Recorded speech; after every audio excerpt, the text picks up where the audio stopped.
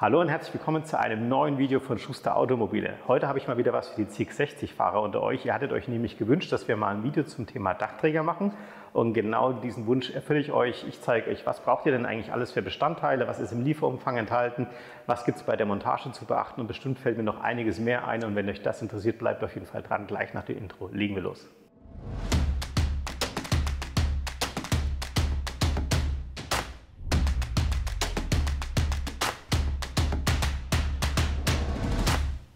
Ja, dann hätte ich doch gesagt, fangen wir gleich mal mit dem Unboxing an.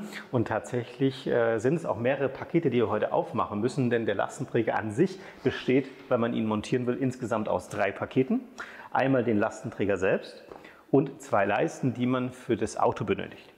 Die vorhandenen Leisten werden entsorgt oder kann man natürlich auch aufheben. Die haben aber keine Öffnungen, um den Lastenträger zu montieren, deswegen muss man die eben ersetzen.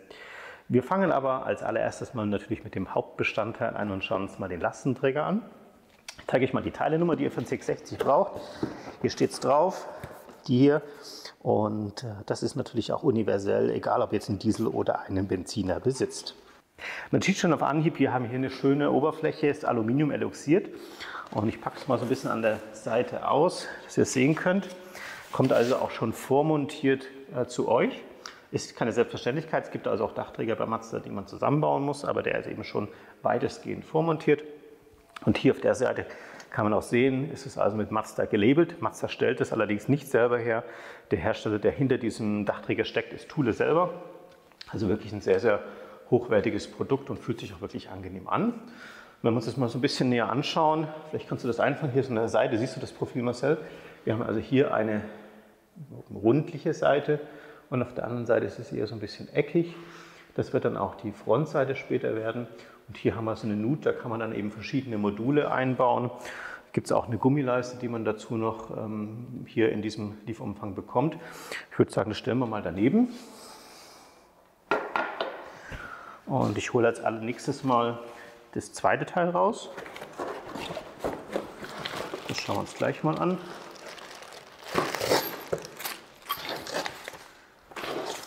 So.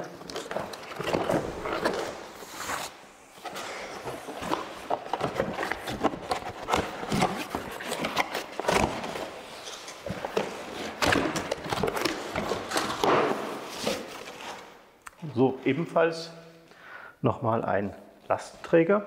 Ich stelle ihn mal so ein bisschen nebeneinander. Ich glaube, dann kann man es auch ganz gut erkennen. Und ihr seht schon, der zu Marcel ein bisschen näher steht, ist ein bisschen kürzer. Das wird dann später der hintere Träger. Und der zu mir steht, ist der längere, der kommt dann nach vorne hin. Was haben wir denn noch im Lieferumfang? Ihr habt es vielleicht gerade schon so ein bisschen gesehen beim Auspacken. Hier ist auch immer noch mit einer Anleitung mit dabei.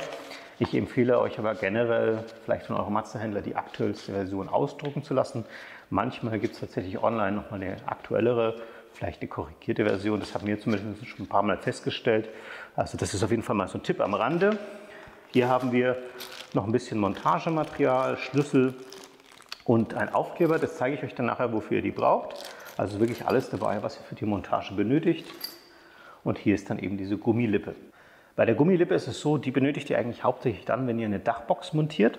Dann wird es hier eingeführt, wie ich es vorhin schon so angedeutet hatte. Und dann sitzt die Dachbox direkt auf der Gummilippe. Es wird ein bisschen gedämpft. Die Dachbox wird dadurch automatisch auch nochmal so ein bisschen fixiert.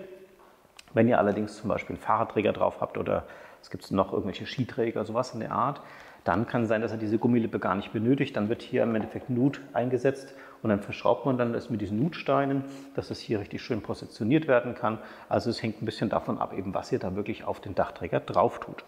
Was vielleicht am Anfang auch nochmal wichtig zu wissen ist, grundsätzlich hat der CX-60 eine Freigabe von 75 Kilogramm Dachlast. Das System selber, das ich euch hier vorstelle, hat bereits also 5,5 Kilo. Also stehen euch so knapp 70 Kilo insgesamt zur Verfügung, die ihr auf das Auto draufpacken könnt. Jetzt haben wir noch die 2 weiteren Pakete, die wir natürlich auch noch öffnen müssen. Und das sind eben 2 Dachleisten, einmal für die linke und einmal für die rechte Seite. Ihr seht schon hier auf der Beschriftung, das ist also L für links, hat diese Teilenummer. Und das Teil für rechts, sieht man auch hier oben, hat diese Teilenummer. Auch hier ist es komplett egal, ob es Diesel oder Benziner ist. Hat auch keinerlei Einfluss, ob ihr jetzt ein Schiebedach habt oder nicht, sondern der Dachträger ist bei allen Modellen gleich. So, erste Leiste ausgepackt. Schauen wir uns auch mal so ein bisschen aus der Nähe an. Wir haben auf der einen Seite hier so eine Gummilippe, damit sich das wahrscheinlich an die Karosserie schön anschmiegt. Und hier sind jetzt eben zwei so Laschen oder Öffnungen zu sehen, die man dann öffnen kann, wo dann hier in diese Öffnungen der Dachträger, also der Lastenträger, drauf montiert wird und dann mit Karosseriebestandteilen, die schon vorhanden sind, dann verschraubt wird. Das schauen wir uns natürlich dann am Auto noch ein bisschen näher an. Lege ich mal so ein bisschen beiseite und packe noch schnell das zweite Teil aus. So, und jetzt das gegenüberliegende Bauteil. Ich lege es einfach mal so ein bisschen daneben. Schaut also ganz genau identisch aus, nur eben symmetrisch auf der anderen Seite. Würde dann so rum eigentlich richtig sein. Man sieht schon, wir haben auch eine leichte Wölbung, passend auch zur Optik von dem Original. So ein schwarz-mattes Optik hinten dran. Haben Sie hier eine Aluminiumschiene und eben verschiedene Nutsysteme bzw. Clipsysteme, wie wir das dann am Fahrzeug montieren. Und das bringt mich im Endeffekt dann auch schon zum nächsten Punkt. Das schauen wir uns jetzt gleich mal am Auto an, was ihr eigentlich machen müsst, damit das hier auf eurem Auto montiert werden kann. Ich habe schon mal alles für euch vorbereitet und bevor wir mit der Demontage der Dachleisten anfangen, möchte ich euch gerne noch ein paar Tipps mitgeben, damit es ein bisschen einfacher und schneller geht. Zum einen mal, wenn ihr das Auto nicht unterstellen könnt, achtet darauf, dass es vielleicht gerade nicht draußen regnet, denn es dauert schon ein paar Minuten, bis wir damit fertig sind und es ist einfach ein bisschen angenehmer für euch. Für die Demontage der Leisten könnt ihr natürlich auch hier, werdet ihr nachher sehen, so einen Finger nehmen, um das dann rauszuhebeln. Das geht ganz gut, wenn man ein bisschen Kraft hat und kräftige Fingernägel. Wenn man sich nicht den Finger wehtun will, dann nimmt man einfach so einen Plastikspachtel, damit geht es viel einfacher. Ich habe so ein Teil vom Fahrradwerkzeug gehabt, damit hebe ich immer den Reifen aus der Felge raus, um den Schlauch zu wechseln. Und wenn ihr so ein Teil nicht habt, dann verlinke ich euch einfach unten was in der Videobeschreibung. Das gibt es für einen kleinen Betrag auch bei Amazon. Ich habe mir, weil ich doch ein bisschen kleiner bin, jetzt noch so eine Drittstufe geholt, auch wenn das Auto jetzt hier schon ein paar Zentimeter Höhe ist, tut es mir einfach ein bisschen leichter, jetzt hier das zu machen. Und achtet auch drauf, wenn ihr jetzt irgendwas am Fahrzeug macht, es kann ja sein, dass ihr euch jetzt hier irgendwie zum Auto anlehnt, dass ihr nichts an euch dran habt, was das Auto verkratzen könnte. Typisch wären so Gurtelschnallen, irgendwelche Kugelschreiber oder irgendwas in der Art. Schaut, dass ihr also hier wirklich auf der sicheren Seite seid. Ja, und ich habe gesagt, wir fangen gleich mal an hier mit der linken Dachleiste. Und es ist eigentlich ein relativ einfaches, das zu lösen. Wir arbeiten uns im Endeffekt in so eine Art Bewegung durch, so Links-Rechts-Bewegung. Und man kann das hier so mit den Fingerkuppen so ein bisschen lösen und dann rausmassieren. Man kann auch hier versuchen, das zu machen, aber es ist wirklich ein bisschen mühsam. Jetzt hat es ganz gut geklappt. Seht ihr hier einfach mit den Händen. Wenn man es jetzt hier einfach mit dem Hebel machen würde, würde man hier versuchen, das so ein bisschen zu untergreifen. Und dann kann man es auch sehr schön raushebeln. Hinten dann das gleiche, also entweder wieder mit den Fingern ein bisschen raushebeln oder hier mit dem Plastikspachtel. Entweder seitlich, hier geht es seitlich ein bisschen besser, weil man hier durch die Heckklappe nicht viel Spielraum hat. Und dann hier einfach so ein bisschen raushebeln. Jawohl, das war es im Endeffekt auch schon. Hier müsst ihr ein bisschen aufpassen, da sind so Nasen drin, die hier in diese Nut von der Schiene reingreifen. Und da kann es sein, dass das so ein bisschen geschickter ist, wenn ihr das so versucht, so ein bisschen auch rauszuhebeln, rauszumassieren. Manchmal sind die ein bisschen tricky. Also jetzt nicht hier einfach mit Gewalt nach oben reißen, sondern wirklich immer mit so Wackelbewegungen arbeiten, um es dann rauszuholen. So, also so hängt das eben normalerweise drin. Und dann muss man hier das ein bisschen rausschieben. Ich versuche das nochmal hinzubekommen. Also wenn man es hier so ein bisschen bewegt, dann klappt das auch ganz gut. Die löst sich relativ gut. Und hier vorne, hier ist nochmal so eine Nase. Die müssen wir, wie gesagt, so ein bisschen zur Fahrzeugmitte raushebeln und dann haben wir es auch schon draußen. Geht wirklich sehr einfach. Andere Seite, gleiches Spiel. Ich zeige es euch nochmal. Entweder hier mit den Fingerkuppen so ein bisschen reingehen und so ein bisschen Druck aufbauen. Dann hört ihr diesen Knackton, ist nichts Schlimmes. Dann habt ihr das eigentlich auch schon fast erreicht. Und hier dann eben auch mal mit der Spachtel hier einfach reingreifen. Hier ungefähr ist die Nase, so ca. 3-4 cm von hinten.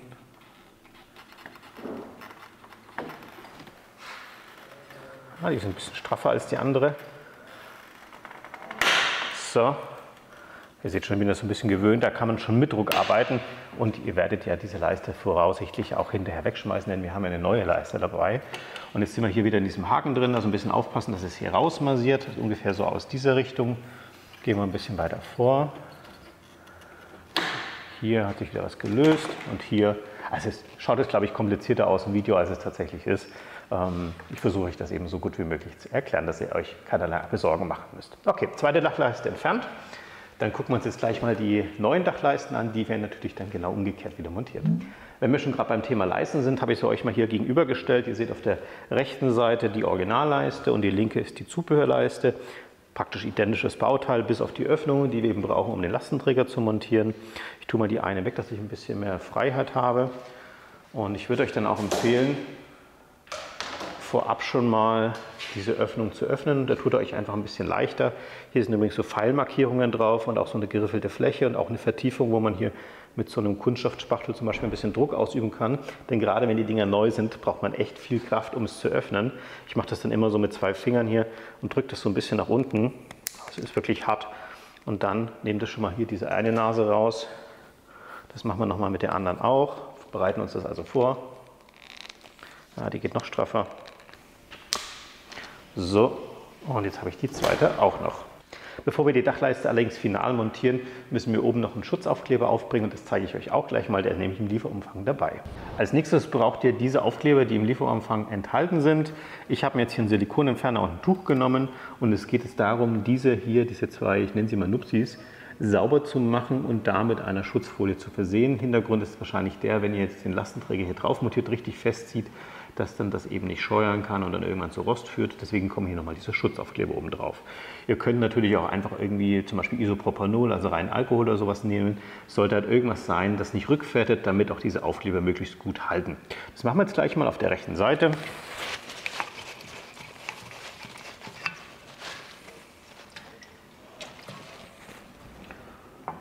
So, einfach die Oberfläche reinigen. Die Aufkleber sind wirklich exakt so groß wie diese Nupsis, wie ich sie gerade genannt habe. 4 Stück auf der rechten, 4 Stück auf der linken Seite. Ich nehme gleich nochmal die linke Seite, lasse es ein bisschen ablüften und dann kommen die Aufkleber drauf. Wenn es abgelüftet ist, dann könnt ihr gleich hier mit diesen Aufklebern starten. Achtet darauf, dass ihr möglichst keine fettigen Finger habt, ein bisschen sauber sind, damit ihr nicht die Aufkleber verunreinigt. Und dann löst ihr das hier von der Folie ab. Gar nicht so einfach, weil es halt doch relativ klein ist. So schaut es dann aus. Ja, dann versucht es eben möglichst punktgenau zu treffen. Ist jetzt auch nicht ganz schlimm, wenn es nicht perfekt ist, aber ungefähr. So, schön festdrücken. Ich hoffe, man kann es ein bisschen erkennen. Ne? Das glänzt dann so ein bisschen mehr. So, Nummer 2.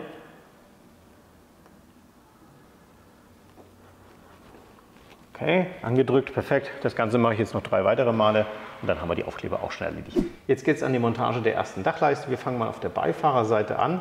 Und sollte es euch so gehen, dass ihr vielleicht die neuen Leisten irgendwie nebeneinander gelegt habt und nicht mehr genau wisst, was jetzt rechts und was links war, ist ganz einfach. Hier innen drin ist es auch nochmal beschriftet. Gibt es einen Pfeil nach vorne, das ist also Fahrtrichtung und hier auch nochmal rechts. Für die Beifahrerseite haben wir also immer die Gummilippe am äußeren Rand. Das ist natürlich auf der linken Seite ganz genauso. Und so kann man sich das ganz gut merken. Man legt euch das einfach schon mal so ein bisschen oben drauf, ohne es zu fixieren. Und achtet darauf, dass ihr hier diese Klammer, nenne ich es jetzt einfach mal, möglichst direkt oberhalb von diesem metallischen Element, diesem T-Stein, montiert. Dann seid ihr schon mal ganz genau richtig und sollte idealerweise hier natürlich in einer Flucht mit der Dachkante sein. Und dann könnt ihr das hier einfach auch schon mal so reinstecken. So ein bisschen mit Gefühl. So. Und dann hier einfach so ein bisschen mit Links-Rechts-Bewegungen arbeiten. So. Ihr seht schon, hier ist es wieder rausgekommen. So, einfach wieder so ein bisschen reinmassieren. Genau. Gehe ich ein Stückchen hinter. Und wir arbeiten uns hier weiter. Jawohl, immer wenn ihr das Geräusch hört, das ist immer ein gutes Zeichen. Und das war der letzte. Jetzt haben wir also tatsächlich die Leiste montiert. Ach, das ging wirklich blitzschnell. Das gleiche machen wir jetzt mal auf der linken Seite, nochmal langsam für euch.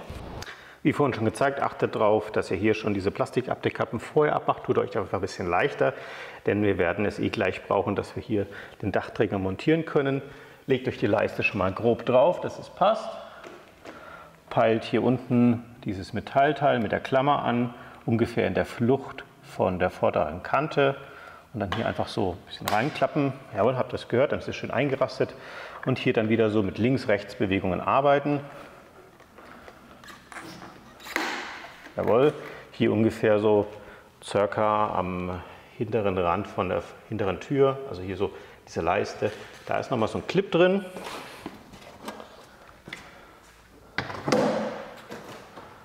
Und hier noch ein bisschen massieren. Jawohl. Jawohl, hier ist auch nochmal einer. Und der letzte. So, 4 Clips insgesamt. Das ist also jetzt schön befestigt. Nun geht es weiter mit dem Lastenträger. Mir ist gerade noch was eingefallen, was mir selber passiert ist. Und zwar hatte ich hier bei der Montage nicht aufgepasst auf die Gummidichtung von der Windschutzscheibe, die hier direkt mit der Windschutzscheibe verbunden ist. Die hatte sich bei der Montage von der Dachleiste unter der Dachleiste befunden und dann hier einfach mit dem Plastikspachtel das ein bisschen rausziehen, dass sich das hier schön außerhalb befindet. Dann ist alles perfekt. Jetzt geht es also an die Montage und wie ich vorhin euch schon mal kurz erklärt hatte, gibt es ja unterschiedliche Breiten. Achtet darauf, dass der breitere vorne montiert wird und der schmalere hinten. Ich fange jetzt mal vorne an und wir schauen uns nochmal die Form kurz an. Vorne die rundliche Form muss immer nach vorne zeigen und die etwas eckige Form hinten ist immer hinten von dem jeweiligen Bauteil. Für die Montage holt euch am besten noch eine zweite Person zur Hilfe. Das habe ich jetzt auch mal getan. Das Sven wird mich unterstützen, damit ich hier im Auto nichts verkratze.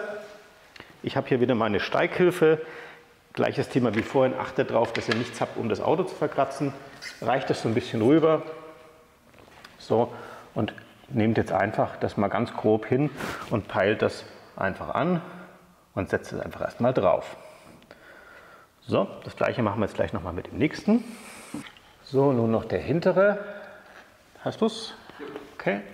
Einfach mal so grob draufstecken und das war's. Damit seid ihr jetzt eigentlich schon relativ weit. Die zweite Person wäre jetzt eigentlich nicht mehr notwendig. Und jetzt prüft ihr einfach mal, ob denn der Abstand überhaupt zwischen links und rechts perfekt passt. Wie macht ihr das? Ganz einfach jetzt ein bisschen anheben. Schaut, dass hier die Schraube so ein bisschen runterdrückt und hier in das Gewinde reindreht. Einfach so 1, 2 Windungen mit der Hand reindrehen, bis es halt nicht mehr weitergeht. Das reicht schon vollkommen aus.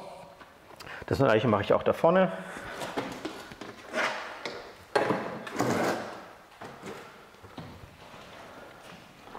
Auch hier wieder, ich mache es mal nach oben, ihr seht es besser. So ein bisschen runterdrücken, in das Gewinde rein. 1, 2 Umdrehungen reinschrauben. Jawohl. Und dann gehen wir auf die andere Seite und schauen, ob die Schraube jetzt dann eben schön gerade reinpasst oder ob die sich irgendwie verkantet. Ich versuche das mal an dieser Stelle einzufangen, indem ich die Schraube ganz rausdrücke. Und ihr seht schon, hier passt es aber wirklich perfekt auf den Millimeter. Das heißt, hier ist die Länge schon ideal eingestellt. Könnt ihr natürlich auch schon mal hier festschrauben. Müsst es noch nicht ganz fest machen, erstmal so ganz grob, dass es fixiert ist. So, jetzt nehmen wir noch den hinteren. Auch hier schaue ich erstmal, Schraube komplett nach unten, trifft sauber das Loch. Also auch hier müssen wir nichts in der Breite einstellen und dann einfach festziehen. Wie gesagt, auch hier noch nicht komplett fest, einfach schon mal so ein bisschen handfest. Und falls ihr jetzt eben merkt, dass die Schraube nicht richtig fasst im Gewinde, bitte nicht mit Gewalt reinmachen und wie ich schon sagte, hier einfach leicht öffnen, diese 2 Schrauben. Bisschen anpassen, von der Breite her wieder festschrauben oben und dann hier entsprechend auch wieder nochmal neu versuchen, ob die Schraube dann besser fasst. Die genauen Newtonmeter seht ihr dann auch nochmal in der Anleitung. Wenn ihr jetzt einen Drehmomentschlüssel habt, natürlich perfekt. Ansonsten dann einfach ein bisschen nach Gefühl arbeiten.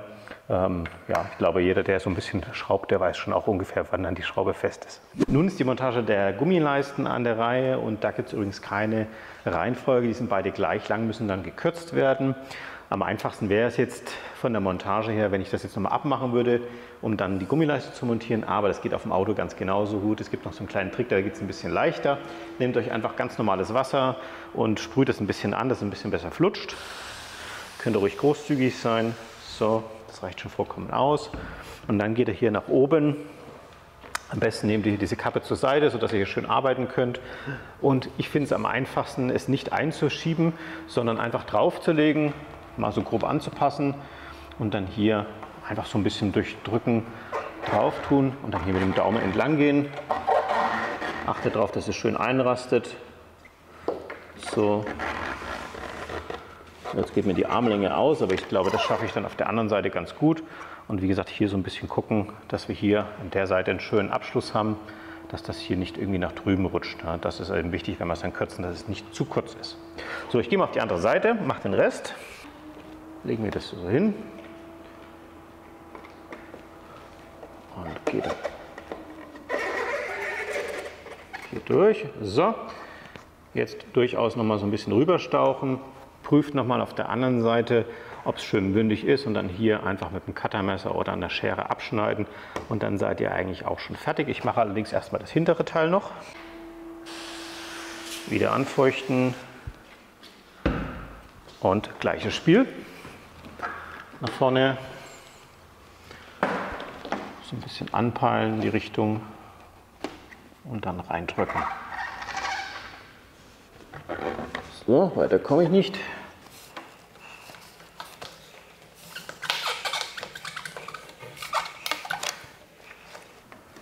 Okay, ich habe jetzt hier einfach mal ein Cuttermesser geschnappt, tue mir so einen Zentimeter bis 1,5 Zentimeter raus und versuche hier eben die Kante anzurillen oder ein bisschen abzuschneiden. Passt natürlich auch eure Finger auf. Es muss jetzt auch nicht ganz exakt sein, es wird sowieso verdeckt. So, jawohl.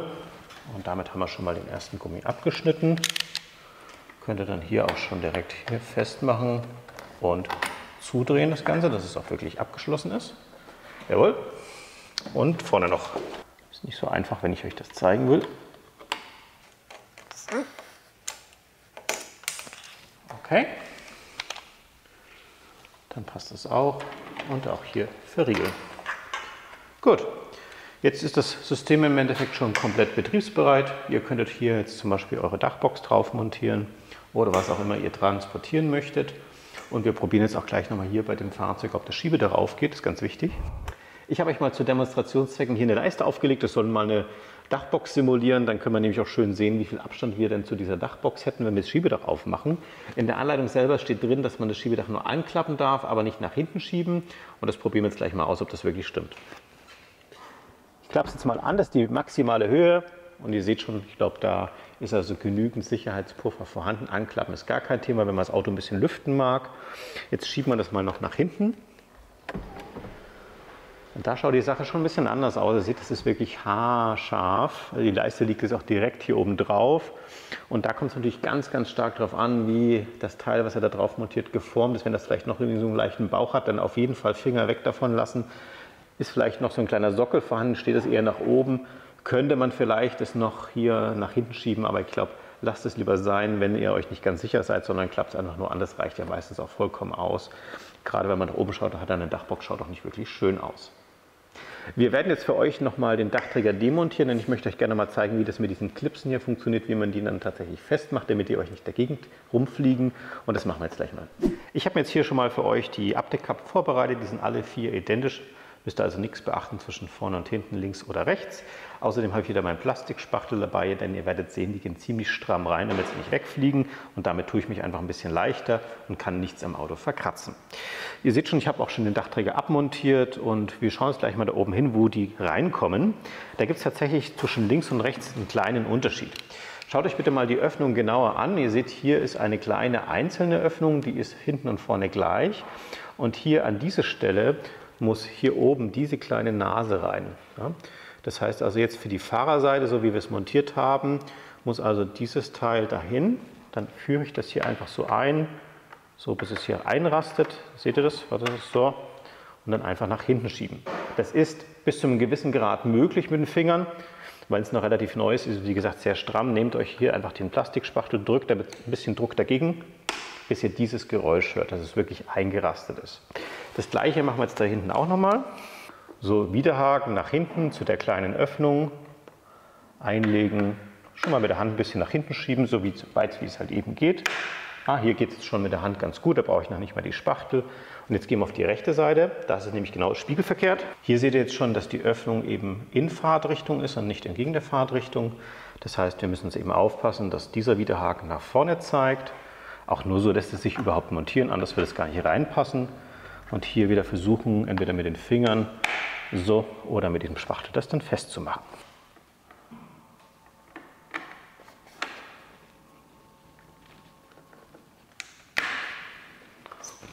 Super. An der Stelle würde ich gerne auch noch ein paar typische Fragen von euch klären, die immer wieder kommen. Zum einen mal, gibt es denn irgendeine Geschwindigkeitsbeschränkung, die man bei dem Lastenträger beachten muss? Grundsätzlich nein. Hier ist es so, die Geschwindigkeitsbeschränkungen kommen meist nicht vom Lastenträger, sondern von dem Bauteil, was er drauf montiert, zum Beispiel von der Dachbox vom Fahrradträger. Da solltet ihr also unbedingt in die Bedienungsanleitung mal reinschauen und das dann am besten nicht überschreiten. Da ist natürlich die sogenannte Tempo-Limit-Funktion von Mazda sehr geschickt und wie die funktioniert, haben wir euch übrigens auch schon mal in einem Video hochgeladen. Ich verlinke euch das hier mal, könnt ihr euch gerne mal anschauen und dann seid ihr immer auf der sicheren Seite. Die zweite Sache ist, die ihr auch beachten solltet, dass die Schrauben, mit denen hier der Lastenträger befestigt wird, auch regelmäßig kontrolliert werden sollten. Sie werden ja nur mit einem relativ geringen Drehmoment angezogen, ich sage mal so handfest. Und wenn dann eben doch irgendwas Größeres, was Schwereres drauf war und durch die Vibrationen könnten sich die Schrauben minimal lockern. Mazda sagt hier ungefähr so alle 1000 Kilometer Benutzungszeit sollte man die immer mal so ein bisschen kontrollieren und nachziehen. Und ihr seht ja dann schon, ob ihr das noch ein bisschen nachziehen musstet oder nicht, also wie stabil diese Schraube ist. Zwei weitere ganz typische Fragen von euch sind zum Beispiel, muss man dieses Bauteil irgendwo eintragen lassen oder zu irgendeiner Prüfgesellschaft, wo man das abnehmen lassen muss? Nein, absolut nicht. Das ist also eintragungsfrei, einfach nur aufs Auto montieren und glücklich sein.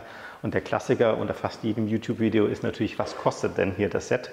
Und da vermeiden wir aber auf YouTube Preise zu nennen, weil die natürlich immer so ein bisschen in Bewegung sind. Aber ich verlinke euch in der Videobeschreibung direkt hier auf diesen Lastenträger von der Mazda-Webseite. Da könnt ihr also die tagesaktuellen Preise immer sehen und natürlich auch bei eurem Mazda-Händler sowieso immer anfragen. Ja, ich würde mich freuen, wenn euch dieses Video gefallen hat und vielleicht sogar bei der Entscheidungsfindung, ob denn so ein Dachträger das Passende für euch ist oder eben nicht. Hat euch dieses Video gefallen, freuen wir uns natürlich über einen Daumen nach oben. Vergesst nicht, unseren Kanal zu abonnieren, das ist nämlich absolut kostenlos für euch. Und wenn ihr kein einziges Video mehr verpassen wollt, dann drückt bitte die Glocke jetzt. Dann kriegt ihr nämlich immer eine Info, wenn wir ein neues Video hochgeladen haben. Ansonsten danke ich euch fürs Zuschauen und wir sehen uns wieder beim nächsten Video.